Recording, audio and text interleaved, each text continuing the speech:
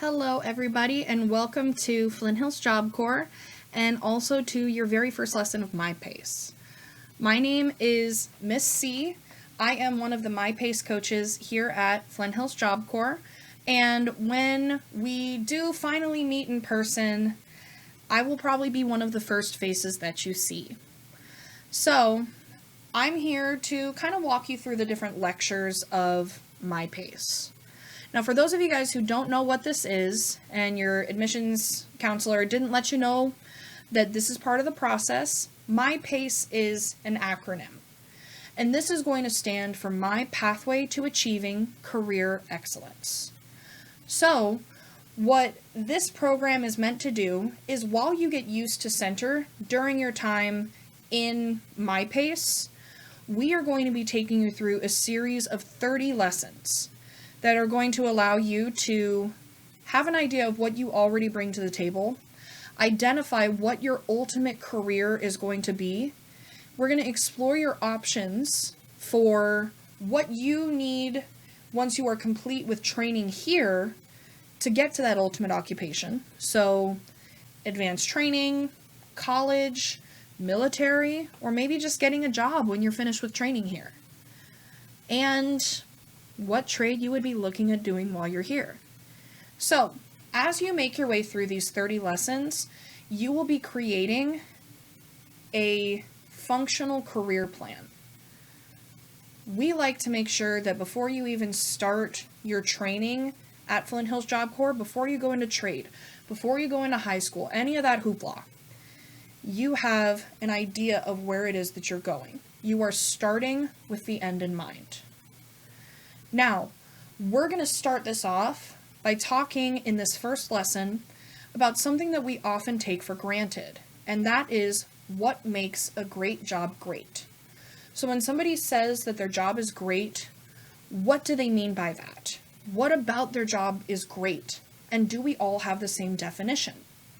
Now, before I go on to the next slide, if you have not completed the bell ringer for lesson 1, please pause the video now and do so.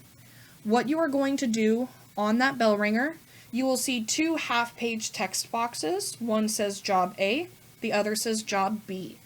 Go ahead and read through those, and in a notebook, on a Word document, on the back of the page, if you have it printed out, what have you, go ahead and write which job you would prefer, Job A or Job B, and why.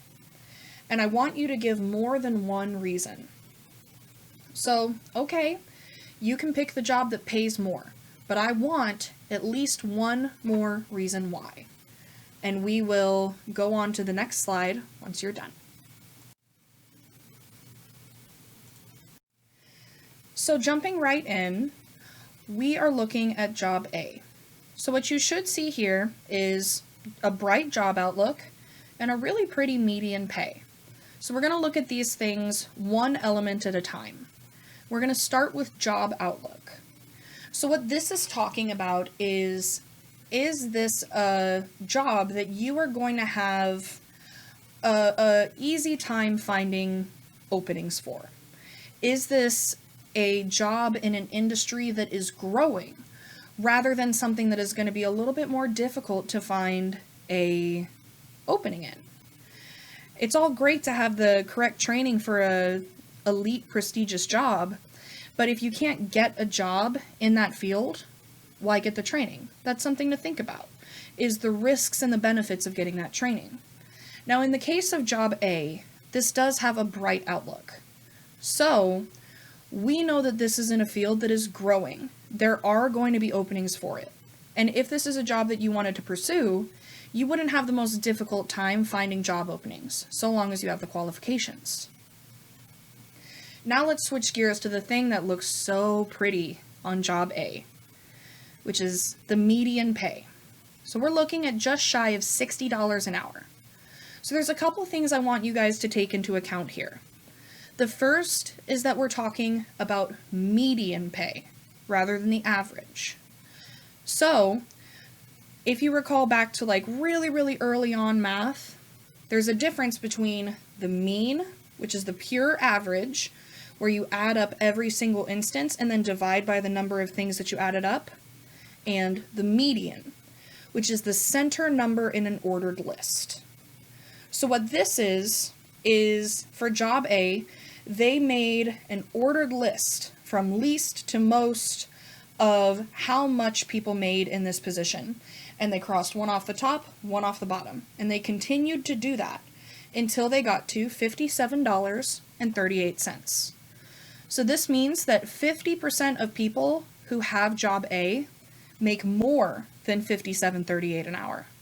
And 50% make less than that. So $60 an hour basically, that is really nice. But let's talk about how much that would be per year. So, just so you guys understand the math, if this isn't something that you want to walk through with me, that's okay. I'll give you a number at the end. We're going to take $57.38 and we are going to multiply that by 40. And the reason that we're doing that is because you're working 40 hours a week if you're working full time. And you should see $2,295.20. That's how much money you would be making per week. But we want to find out how much you're making per year. So we're going to take that, basically $2,300, and we're going to multiply that by 52, because there are 52 weeks in a year.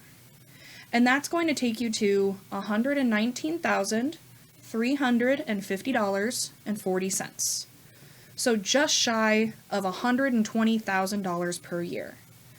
That's really pretty. You wouldn't hear me complaining.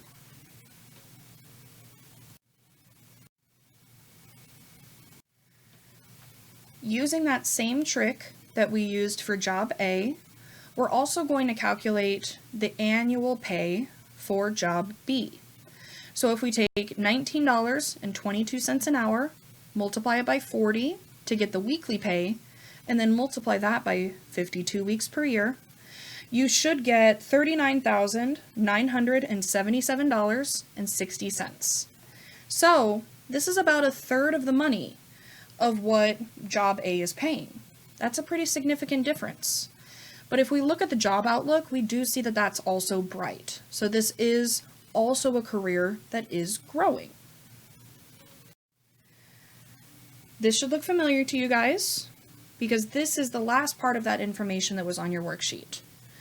And this is an ordered list of 16 different work styles and their level of importance to an employer.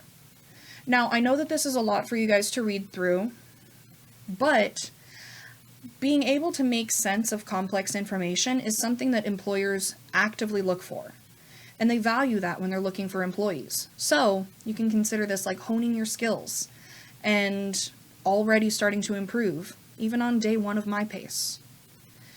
So the higher on the list a work style is, the more important it is to that position. So the number one thing that we see here is integrity. This is a job that requires that you be honest and ethical. You're going to have to make some decisions, and those decisions need to be based on a very distinct code of ethics. Now, if we look at your number 2, attention to detail. So this is not something that's going to be very big picture. This is going to be something very zoomed in and specific. Something else to take note of here, where is stress tolerance on this list? And if we look, we do actually see that it is probably about 2/3 of the way down. It is really down there. So this is going to be a slightly less stressful job, at least in comparison to all of these other things.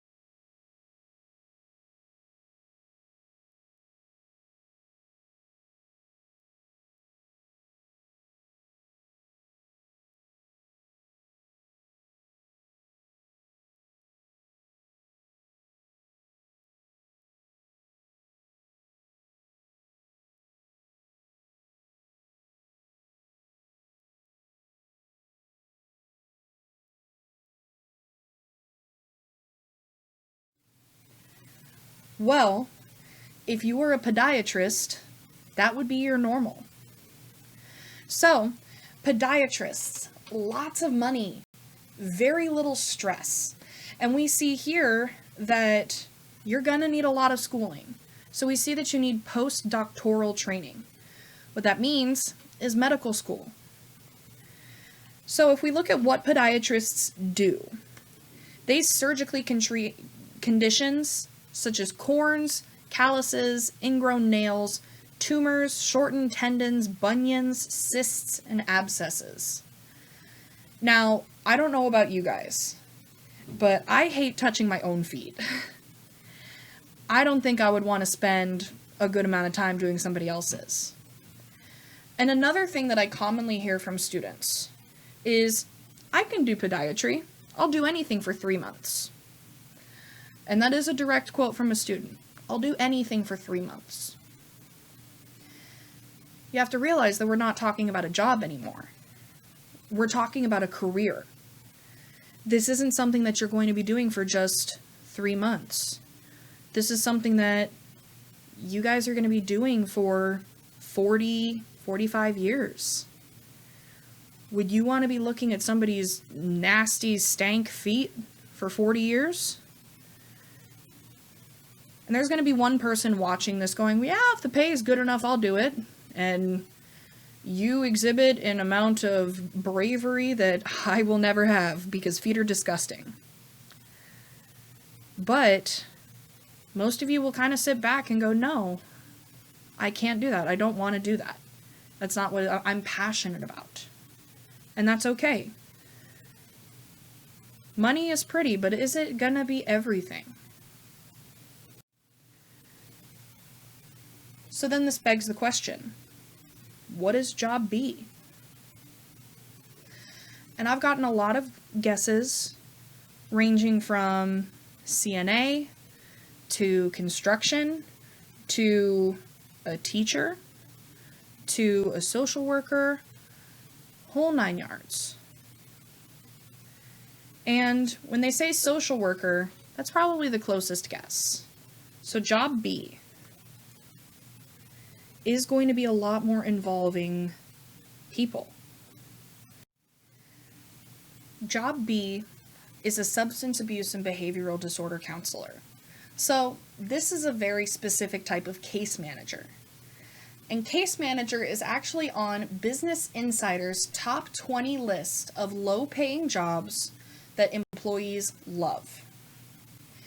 In fact, they actually determined that if people who were substance abuse and behavioral disorder counselors were to get paid an amount consistent with how much they actually love the job, rather than making just shy of $40,000, they should be making around $67,000 per year. So now that you know what job A and job B is, I want you to sit back for a second and ask yourself, when we're talking about a career, when this is something that you are doing for 40 years or more, which one would you be happier doing? Would you be happier making more money, but you're doing something really gross and maybe just not being something that you're passionate about? Or would you rather make less money and be happy every day? That's something that you need to consider, and that is something that myPACE explicitly wants you to think about.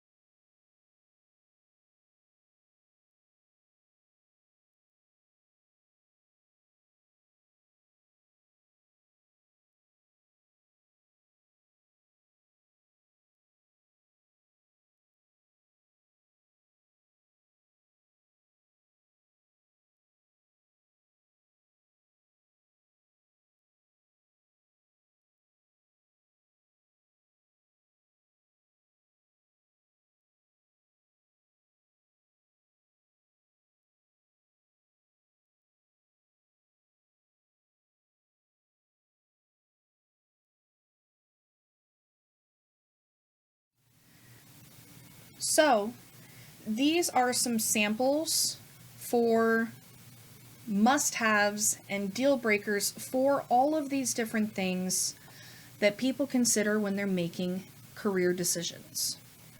What you are going to do is go on to mypace.org. Notice that it is .org, not .com. Notice that it is myPACE and not mySpace. So mypace.org.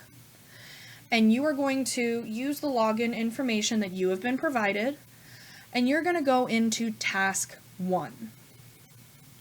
And what this is going to ask is for you to provide your own must-haves and deal breakers for each of the things that people consider. So, okay, what benefits do you need? What industry do you absolutely do or do not want to work in? What schedule flexibility do you need?